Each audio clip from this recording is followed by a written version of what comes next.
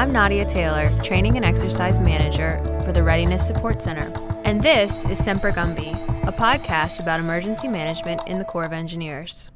We'll cover topics about disaster response and recovery, FEMA mission assignments, and Corps-specific response authorities under which we operate for things like flood fighting and coastal emergencies.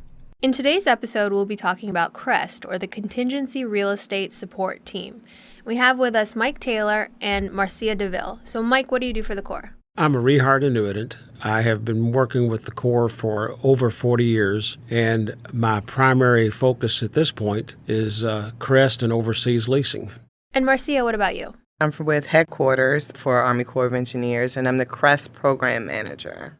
All right, guys. Well, thanks for being here. We'll kind of just keep this a broad overview for people who aren't really familiar with CREST and what you guys do. So first off, let's just start with what is the Contingency Real Estate Support Team? What is its mission? Primarily, we're some of the, if you will, the first in for the real estate folks. Anytime there's a new mission and we need real estate folks in the field quick, they turn to the CREST teams. We really got our start after the Gulf War. One of the lessons learned from the Gulf War is there just wasn't enough real estate folks to provide support to the troops. So after the Gulf War, there was an initiative, and that's where really CREST was developed, in order to have that real estate contingency that would be ready anytime there would be something happen anywhere in the world. That was the basis and the beginning of the CREST team. Since then, we've had several deployments. We've had a lot of people go out in the field. A lot of folks repeats. We've had some folks that have deployed multiple times, 1, 2, 3, 4 times. I think that we've proven our worth. There was recently another publication that was put out. It was more or less a lessons learned from Iraq and Afghanistan, and that reinforced the lessons learned from the Gulf War, that we are needed, we are valuable, we support our troops.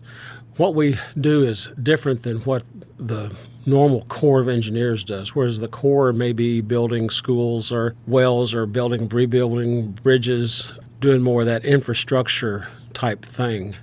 We do more direct support to the troops. We're the ones that get there, and we work with the host nation or with private individuals to provide housing for the troops, places to build troops. We make arrangements with host nations for the use of airfields, that type of thing. I like to tell people, they say, well, what do you do? And I say, well, where did you sleep last night? We're the ones that get there and get that type of things taken care of for the troops.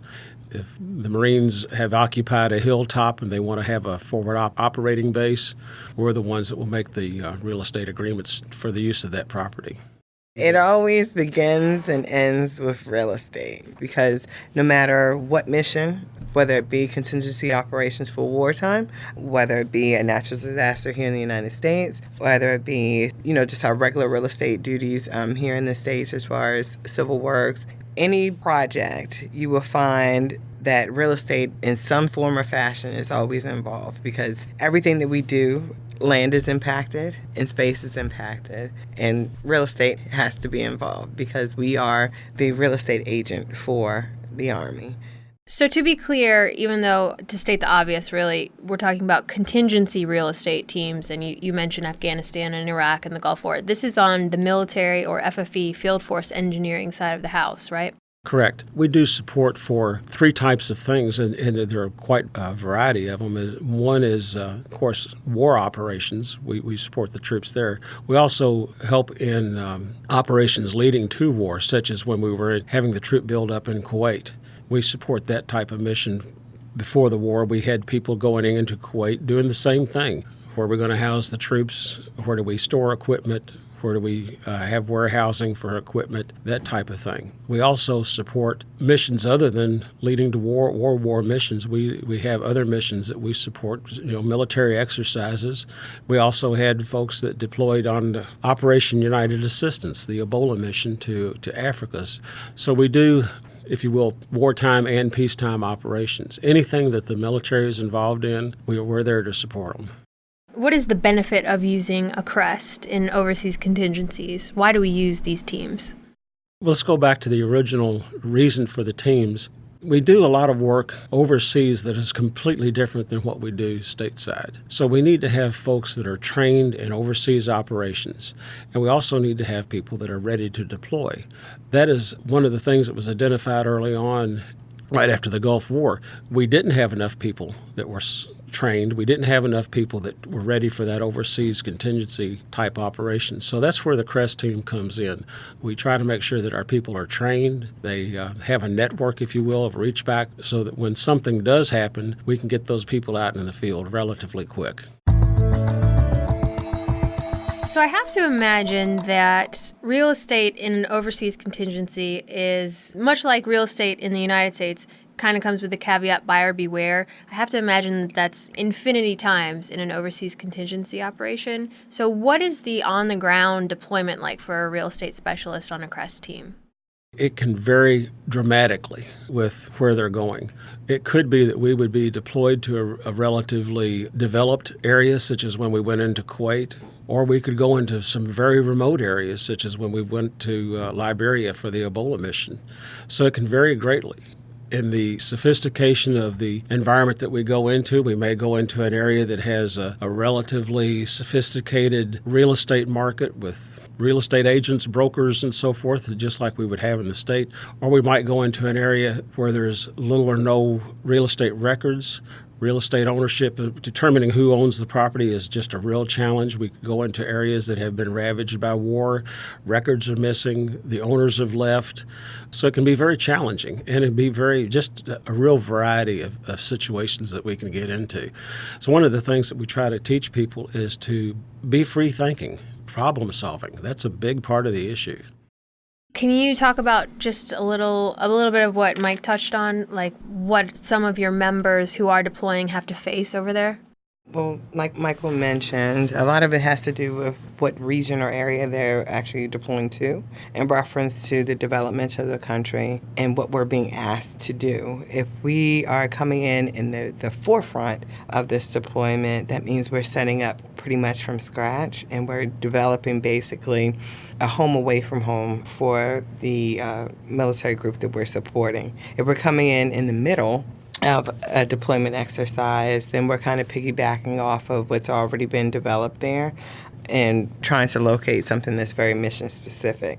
So it varies based on the location or region or where they're deploying to and where in the process, as far as in the beginning of an operation or in the middle of an operation. It depends based on the mission that we're being asked to do.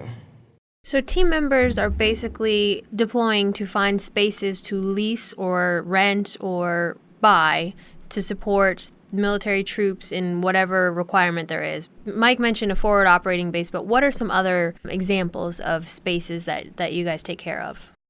We may need space for warehouses. We may need space for airspace or the hangars, airstrips or landing strips for our equipment and for our planes to kind of use when entering the country and leaving the country. So it's all different types of spaces that we would need to secure in order for America's military to be successful.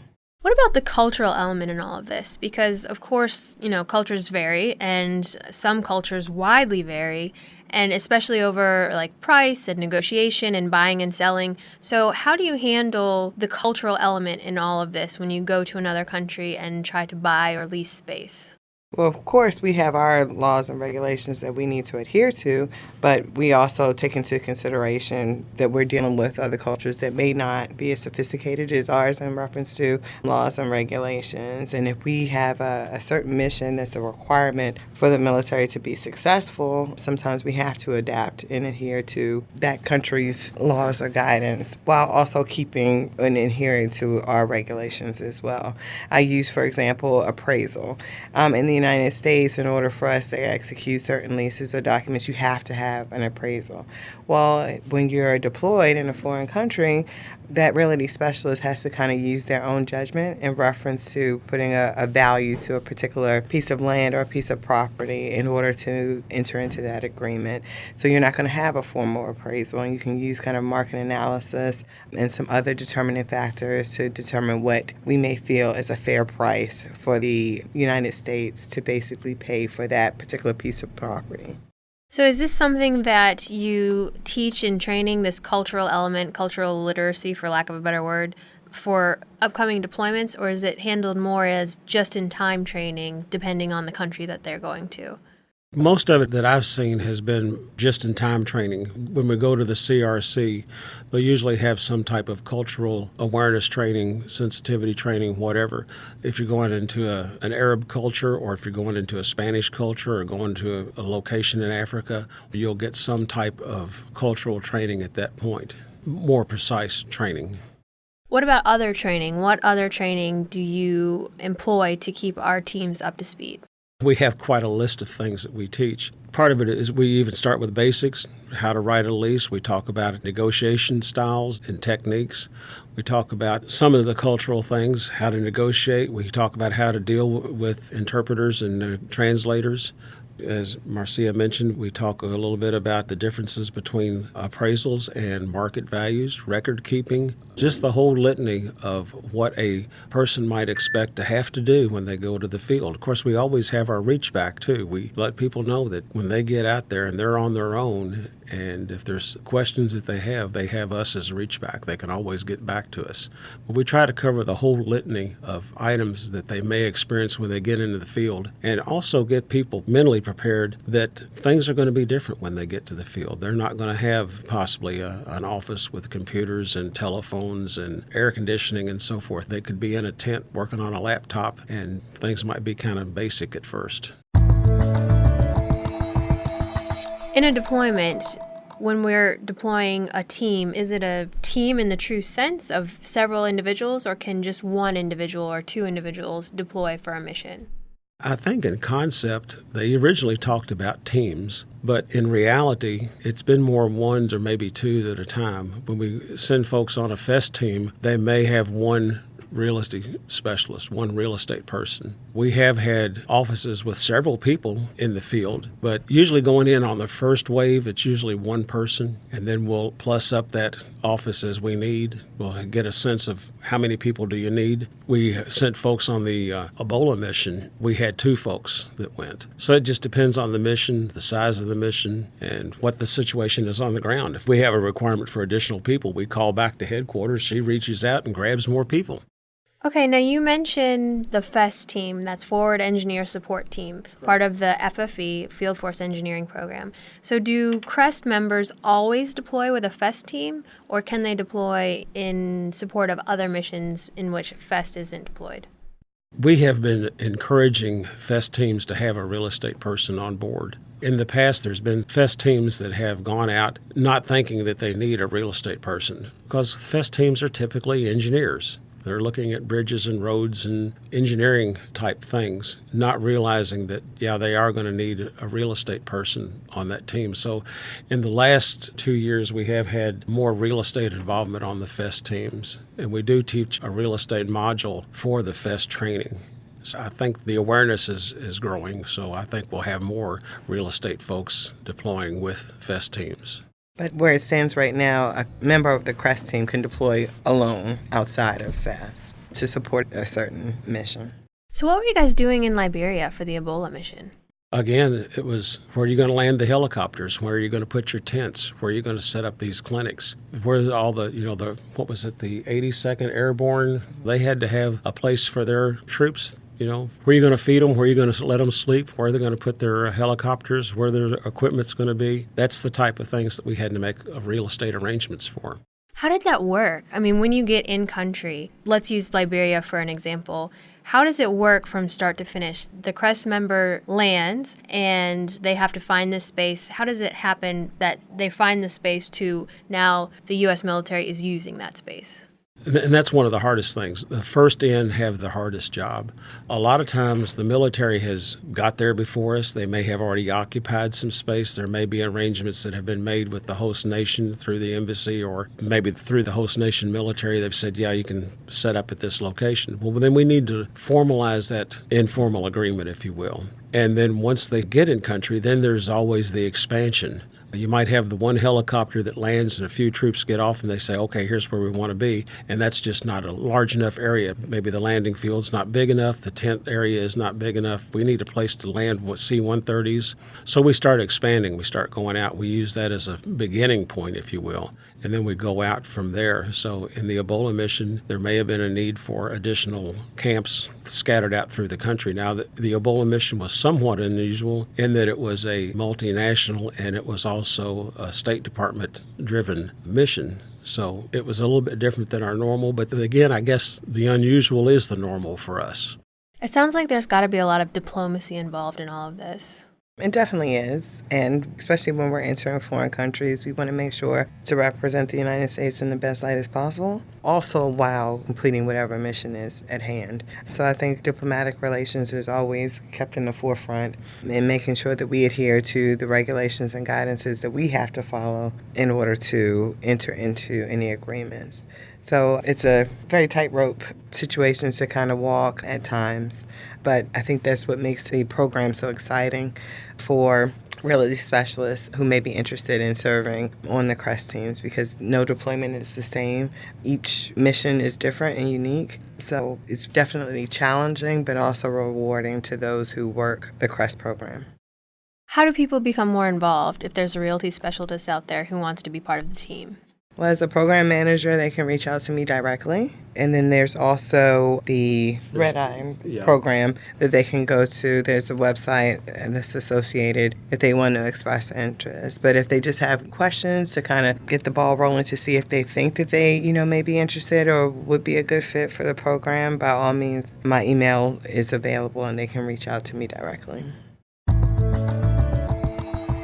Okay, guys. Well, thank you so much. We appreciate it, and I hope everyone has learned a little bit about the CREST team and real estate in contingencies. So thanks again. That's all we have for today's episode. Thanks for joining us, and we hope you've learned something. Please subscribe to our feed and check back for future episodes. I'm Nadia Taylor, and this is Semper Gumby.